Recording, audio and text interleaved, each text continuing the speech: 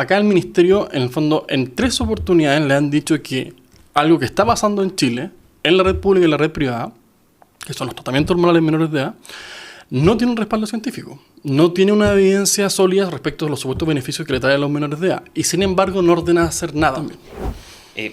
Roberto, antes de entrar propiamente tal a las conclusiones del informe, a las recomendaciones de lo que se votó, ¿qué es esto de ETESA? Yo desconocía de qué se trataba hasta que tú me hiciste llegar cierta información, no lo leí con detalle. A ver si nos puede explicar un poco a mí y al público que nos está viendo para contextualizar mi pregunta. ¿Qué es? Claro, ETESA es un departamento del Ministerio de Salud, que significa ETESA SBE, que es Salud Basada en Evidencia. Ese es el nombre. Y es un departamento que se encarga de analizar la evidencia para la realización de políticas públicas en general o a solicitud de algún organismo del Estado, por ejemplo, o de un funcionario del propio Ministerio de Salud. Ahí a nosotros nos pareció interesante porque cuando comenzó el trabajo de la comisión investigadora, la ministra de Salud envió un documento que en el fondo era un resumen de todo lo que ella iba a exponer. Y en ese documento ella señalaba que en enero del 2023 se le había pedido a esta unidad, a ETESA, una revisión de toda la bibliografía sobre los tratamientos hormonales. Yeah. Entonces, ese estudio lo que concluye al mes siguiente es que la calidad de la evidencia es súper baja. La calidad de evidencia de los estudios que demostraban los supuestos efectos o beneficios de los tratamientos hormonales. Porque los estudios eran muy sesgados, porque no estaban hechos a largo plazo, porque tenían una serie de deficiencias. Es una política pública con evidencia baja, con mala calidad de evidencia. Claro. O sea, ¿qué es lo que pasa? Que aquí en el fondo acá no existe un programa ministerial sobre los tratamientos hormonales. Pero sí ocurre en la red pública de salud estas intervenciones hormonales. Entonces, lo que se vio fue una revisión, no a raíz de una política pública, sino una revisión, en el fondo, a solicitud del Ministerio. Esa revisión se actualizó en marzo del 2024. Yeah. Y el resultado, se añadieron más estudios y el resultado fue el mismo. Acá la política o la evidencia es de muy baja calidad. Se añadieron más estudios que se supone respaldaban ese tipo de política, de intervención, de programa, y claro, el resultado de ETESA... Lo mismo, o sea, por segunda... baja calidad de información, claro, de evidencia. Y después hay una tercera revisión o una segunda actualización del primer estudio, porque siempre se añaden nuevos estudios, y que ya la conclusión es la misma, pero acá es distinto porque no dice cómo es de mala calidad, sino que dice cómo es de muy mala calidad o de extremada mala calidad. O sea, como que enfatiza el adjetivo de decir, oye, acá esto no tiene respaldo científico. Como que empeora la calificación, por claro, entonces, ¿por qué a nosotros nos llamó mucho la atención esto? Porque decíamos, acá el ministerio, en el fondo, en 3 oportunidades le han dicho que algo que está pasando en Chile, en la red pública y en la red privada, que son los tratamientos hormonales menores de edad, no tiene un respaldo científico. No tiene una evidencia sólida respecto a los supuestos beneficios que le traen a los menores de edad. Y sin embargo no ordena hacer nada. El no respaldo científico siempre estuvo en conocimiento del MinSal, claro, porque de hecho ellos pidieron el... Claro, uno supone que los estudios que realizan estas unidades especializadas, que son súper rigurosas por lo demás, se informan en el fondo a las autoridades del Ministerio de Salud. Porque el no difundir esta información, nosotros creemos que es súper grave porque genera una especie de falta del Estado, falta de servicio del Estado. O sea, ellos estando en conocimiento de que estos tratamientos pueden generar daño o que no son beneficiosos para los niños, no realizan ninguna acción en orden a detenerlos. ¿Cuándo fue, perdón, el primer informe de ETESA? En enero del 2023. Enero del 2023. Ya, más de 2 años en el fondo. Claro. Y esto explota acá en Chile mucho tiempo después. Mayo del 2024, cuando ya había un segundo estudio o una primera actualización del estudio. Ya, o sea, ya había mucha información para el MinSal de la baja calidad de la evidencia científica en los que se respaldaban este programa. Claro. Entonces es problemático porque en el fondo, como estos tratamientos generan efectos súper graves, entre ellos la infertilidad o la afectación de la densidad ósea, está la mesa servida para que aparezcan las demandas. Cualquiera al día de mañana, en el fondo, puede decir, el Estado sabía esto, hagamos una negligencia inexcusable por parte del Ministerio, o sea, por parte del Estado, y no hicieron nada, no alertaron. Y los estudios son públicos, en el fondo. Esta revisión es pública. Demandas que tienen todo sentido. ¿Sí? Por supuesto. Entonces, un padre y por ejemplo, el padre que se le quitó el cuidado personal de su hija, no tengo idea en qué terminó ese caso, pero claro, un caso hipotético de que además terminó con terapias hormonales. Puede hacerlo, en el fondo. El reclamo es totalmente procedente, ¿no? Claro, y la indemnización No, la pagan los contribuyentes, contribuyentes, con todos nosotros. claro. Estamos conversando con el abogado y asesor legislativo Roberto Astaburuaga sobre un tema fundamental de la agenda que no se ha tomado la agenda, pero debería tomársela: transición de sexos menores, terapia psicosocial, hormonal, intervención quirúrgica, en fin. Roberto, vamos a la comisión investigadora. La Cámara de Diputados votó favorablemente el informe que se pronuncia en contra de las terapias trans en menores de edad. Primero, ¿cuáles son los hechos puntuales que motivan la formación de la comisión? ¿Esto que veíamos del reportaje? Claro, el reportaje en Radio Bio es uno de los principales, y la publicación del informe acá es como un antecedente a nivel mundial. ¿Y qué es lo que se le encarga a la comisión investigadora? O sea, ¿por qué llegamos a tener que formar una comisión investigadora? Recordemos a nuestra audiencia que las comisiones investigadoras se forman para investigar, por la redundancia, actos de gobierno relacionados con ciertos temas, ¿cierto? ¿Cuáles son esos actos de gobierno claro. Acá lo que se sabía era la detención en ciertos hospitales públicos sobre la llegada de estos menores de edad y la existencia de este programa de acompañamiento de la identidad de género. Ya, y un programa que viene desde... se empezó a diseñar en 2021 bajo el segundo gobierno de Sebastián Piñera, y se empezó a implementar en 2023, en abril de 2023. Entonces, nosotros ya empezábamos a tener un ruido sobre estos temas acumulados en el fondo. Y ya la revisión de los documentos sobre cómo implementar el programa de acompañamiento de la identidad de género levantaban la alerta. O sea, esto es una comisión investigadora que se forma respecto de actos de gobierno, tanto del pasado como del actual, tanto por elaboración del plan como después como por la ejecución. Por la ejecución, claro. Ya. Oye, tú este proceso lo seguiste bien de cerca, ¿cierto? Sí, o sea, sí, bien de encima. ¿Cuál era en general el ánimo primero de los políticos respecto de esta materia, haciendo las distinciones que a tu juicio correspondan? Y segundo, los activistas, ¿cuál fue su papel en todo este proceso de la comisión investigadora? Político y después...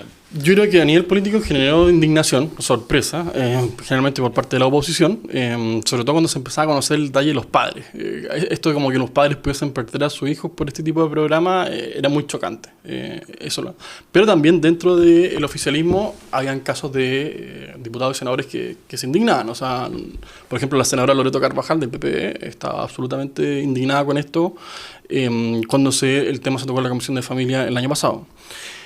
A nivel del oficialismo, yo diría que en general el tono fue bastante escéptico, pero a medida que pasaba el tiempo y aparecían nuevos casos, nuevas noticias, nuevos reportajes, la negativa iba siendo cada vez menos sólida. Y se iba reduciendo el grupo de... Claro, de los que son los negacionistas, por decirlo así. Por ponerlo en sus términos. Por ponerlo en sus términos, claro.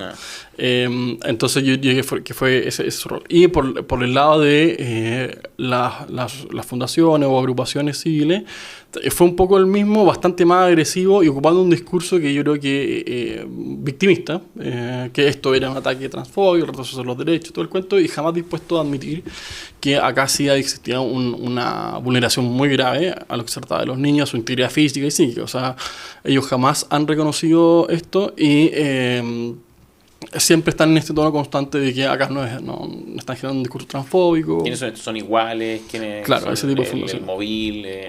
Bueno, hay otras más chicas, ¿no? Claro. Bueno, en fin, oye, yo recuerdo, y estas son palabras mías, tú podrás hacerte parte de ella o no, que en la discusión presupuestaria sobre esta materia, que también fue bastante polémica porque ya había explotado todo, la comisión investigadora ya se había formado, estaba trabajando, las organizaciones de activismo estaban desesperadas, estaban vueltas locas, estaban con mucha propaganda, hicieron un lobby muy fuerte. Aquí hay fuentes de financiamiento, de trabajos, de pega, son caminos para hacer carreras políticas. ¿Qué se ve con respecto a No sé. No, yo en cómo las fundaciones han trabajado este tema, la ley de presupuesto nos tocó mucha oposición, sí, eso está muy claro. Pero de ahí a cómo ha sido la interna en ello, a mí no me consta en el fondo. Yo sé que existen, creo que, no sé si convenios de traspaso entre algunas de estas fundaciones y el gobierno regional metropolitano o cosas así, pero no... Oye, en el desarrollo de la comisión investigadora, o sea, parte del desarrollo de cualquier comisión investigadora es recibir audiencias, ¿cierto? O sea, básicamente para eso se forman. Sí. ¿Qué tipo de personas, cuál fue el perfil de personas que recibió esta comisión investigadora? ¿Sobre la base de qué tipo de información se construyó este informe final que entrega ciertas conclusiones y recomendaciones? Por un lado fueron autoridades, principalmente el Ministerio de Salud, la ministra, el Ministerio de Educación, la subsecretaria de la Niñez, y por otro lado fueron personas naturales, de transicionadores, por ejemplo como Nicolás Rabó, o también personas trans como Santiago Ormazábal, y también una doctora que es la doctora Francisca Ugarte, que es endocrinóloga pediátrica, entre otras personas, el testimonio de este padre que comentaba antes, y también testimonios de padres que estaban a favor de esto, o de doctores, también un par de directores de hospitales. Ese fue el tono a partir del cual se elaboró el informe final, además de información que se hacía llegar. Pero fue bien variado, en el fondo fue, yo diría como que cada parte en esto pudo presentar a las personas que hizo, y fue bastante ecuánime en cuanto a la cantidad de invitados, pero al final, cuando los diputados veían la información y contrastaron, dijeron acá, está claro. Y claro, o sea, el informe se manifiesta de manera contraria a estas terapias menores de edad o intervenciones, como se le llame. Este diagnóstico que levanta el informe es un diagnóstico similar al que se tuvo en otras partes del mundo. ¿Hay particularidades, hay cosas distintas, o en verdad estamos siguiendo el mismo camino que otros países nomás? Yo creo que lo que está pasando es bastante, no sé, innovador, pero yo diría que el nivel de profundidad con el que se realizaron distintas aristas, no sé si se ha logrado tanto en otros países. O sea, por ejemplo... Aquí hubo mucha profundidad Yo creo que sí. Yo creo que se alcanzó no sé si mucha, pero sí hubo distintas aristas que se tocaron con bastante fuerza y que demostraba que no se sabía lo que pasaba. O sea, por ejemplo, el tema de cuántas compras existían respecto a los medicamentos que se usaban para la terapia hormonal, el tema de los consentimientos informados, la cantidad de los padres que estaban ingresados, el tema de los datos específicos sobre la edad o sexo de los menores hormonados, el tipo de acompañamiento que tenían en el país. Fue como que se abordaron todas las, o no todas, pero gran parte de todas las áreas que se iban abriendo. Y hay a veces cosas muy, muy particulares, o sea, ya como los remedios. Claro. Oye, parte del trabajo de la comisión, uno recibe audiencia, etcétera, es levantar recomendaciones, ¿cierto? Sí. Eso es como lo medular. ¿Qué diablo hacer con estas terapias ahora? O sea, ¿qué hacer con los responsables? Acá hay víctimas, ¿qué hacer con las víctimas? ¿Cuáles son a tu juicio las recomendaciones más relevantes, si quieres tú, del informe? Bueno, la más relevante y la primera que sugiere el informe es suspender inmediatamente el PAIC. En el fondo decir, este programa no puede seguir corriendo por toda la serie de deficiencias, problemas de diseño, ilegalidad, en mi opinión, que tiene. Y esa es la principal de todas. ¿Ilegalidad en qué sentido? Que, por ejemplo, no se requiere el consentimiento de los padres. O sea, para que un niño ingrese al país, sí o sí tiene que tener el consentimiento de los padres, y eso no quedó claro en la comisión que hubiese ocurrido, sino que habían cifras que decían, no, en algunos casos van, en otros no. El Ministerio de Salud nos decía, no se necesita el consentimiento de los padres, el Mineduc nos decía, sí se necesita el consentimiento de los padres. Entonces, dentro del mismo Estado no había una claridad sobre cómo se tenía que proceder en este tipo de casos. Perdón.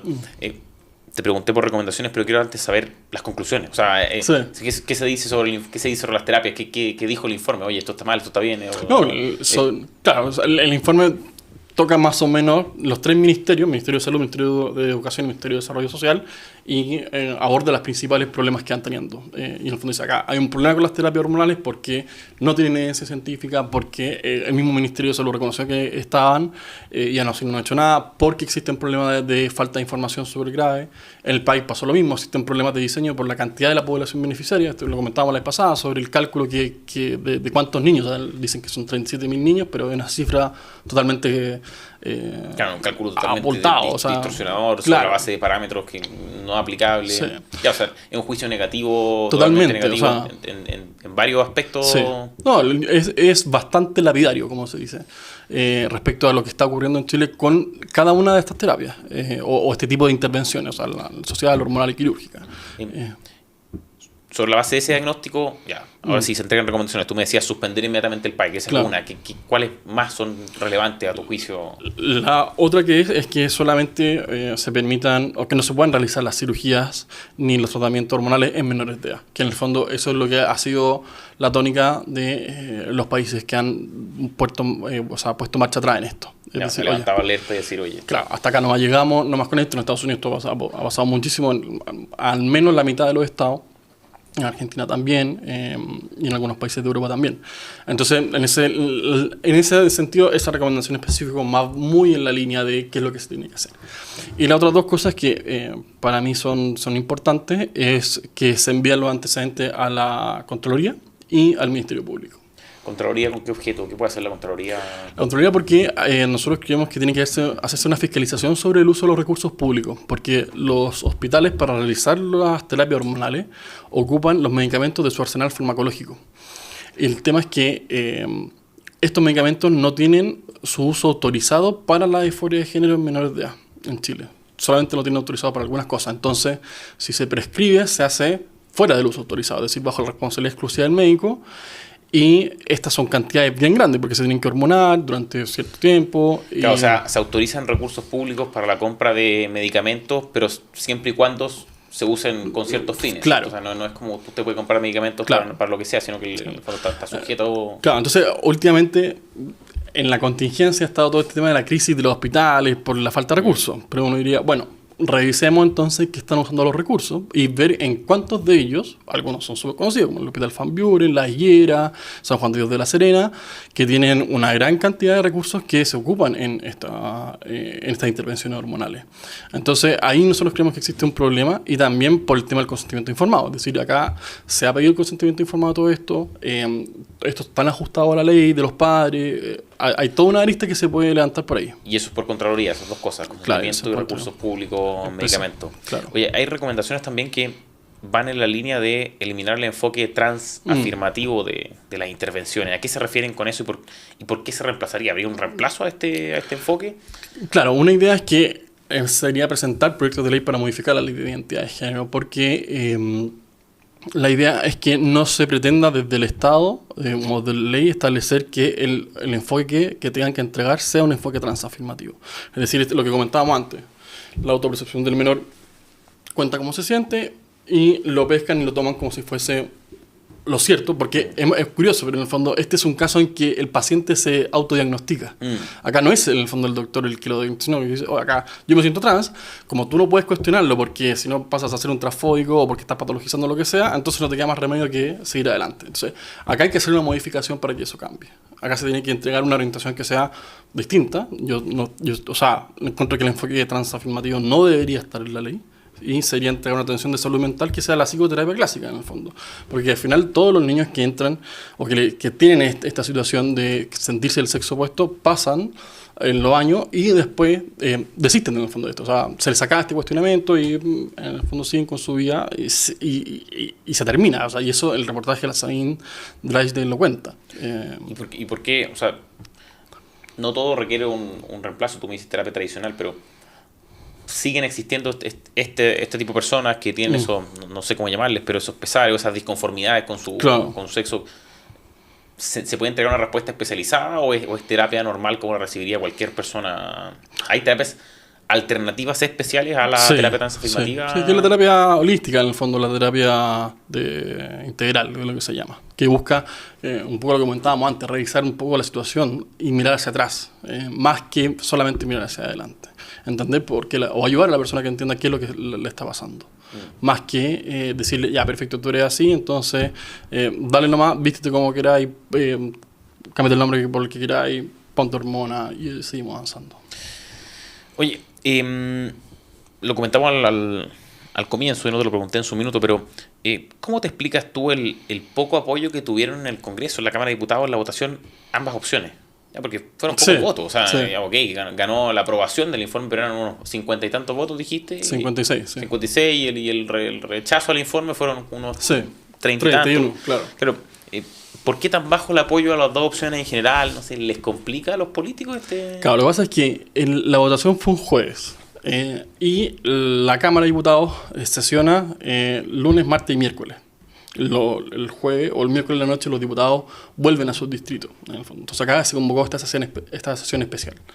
Y cuando los diputados fueron, o sea, y los diputados que no fueron porque tenían que volver a sus regiones o lo que sea, lo que pasa es que se forman pareos, que en el fondo es neutralizar el voto para que no afecte el resultado de la votación. Es decir, un diputado de un color político dice ya, un compromiso de palabra, de honor, yo no voy a votar y este voto tampoco. Entonces se mantiene el equilibrio político en la votación. Y hubo 20 pareos, es decir, 40 diputados pareados. Eso es mucho. Son muchos, claro. O sea, el pareo es por se da por circunstancia, oye, no tengo idea, me enfermé, me resfrié, no tengo la Claro. hija, no sé, pero 40 diputados pareados, no sé. En la izquierda, yo imaginé que la votación de la izquierda con respecto a esta terapia iba a ser mucho más alta. Sí, bueno, eso es notable porque igual nosotros revisamos después y dijimos, a ver, de los diputados que estaban pareados, yo creo que cerca de unos 15 en el fondo hubiesen votado a favor. Pero lo que a nosotros nos llamó la atención fue la baja cantidad de votos en contra. Es decir, fueron solamente 30 votos en contra. Un quinto del Congreso estuvo por bancarse el cuento de la hormonación de los niños y votar en contra del informe final. Y yo ahí uno dice como, esto es raro, porque habían muchos diputados que sabían estar en el Congreso y que aún así no votaron. ¿Y por qué no?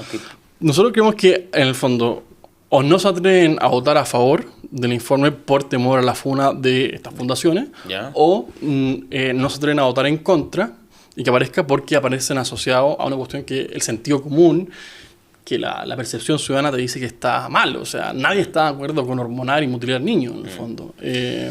Oye, a propósito de las fundaciones, de las organizaciones de lobby, de activismo, de estas terapias, intervenciones, tú, decíamos, estuviste bien de cerca en este proceso. ¿Qué pasó con esas organizaciones después de la votación? ¿Cuál fue la reacción? ¿Hubo respuesta? ¿Las viste activarse? ¿O es un tema al cual le bajaron el interés producto de la victoria que obtuvieron en materia de presupuesto? ¿Qué crees tú? Yo he visto que están un poco, no sé, decepcionadas de este gobierno no sé, y han dicho que esta ofensiva transfóbica ha avanzado con fuerza y rapidez.